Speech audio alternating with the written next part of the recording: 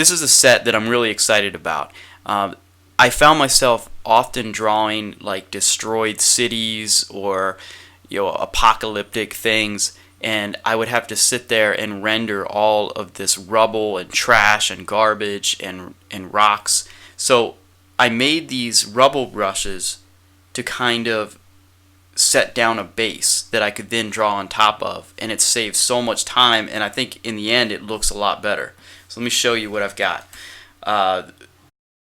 This first one, this base, the Rubble Yell base brush, I'll show you how it's made. It's pretty cool the way that this the Manga Studio sets this up.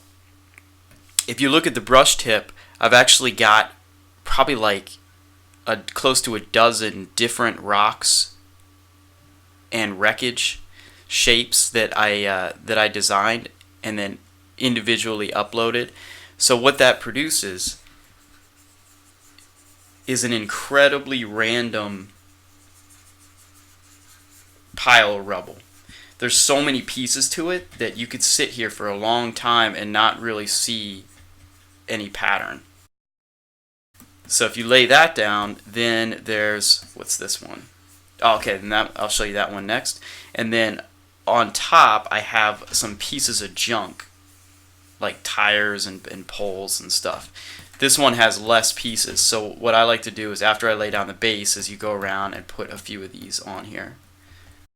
And what's neat about these, you can do it two ways. I usually just start in black and white and then I paint over top of it, but you can also adjust the colors. So right now I'm using black and white. Let's say you wanted to have this, let's say like a bluish tint. I'm going to make the body color that bluish and then the line art color a dark blue like this. So now when you go, you can see that it takes on those two colors just by using the foreground and the secondary color, whatever you call that. This other one is more rocks in rubble, but it's rendered differently. Like this is more, these are actually rocks right here instead of wreckage.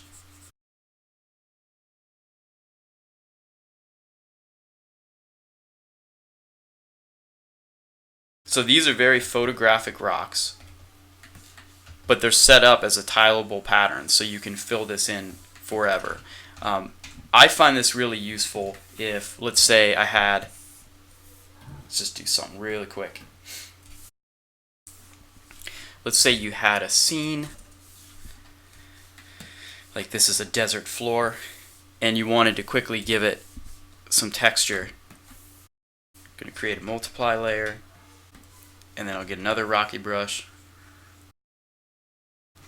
Alright, there. So this is a way to very quickly add a lot of texture to your work. I do this a lot for things like children's books where I'm creating them digitally, but I need to go back in and give it a bit of a handmade paper organic look.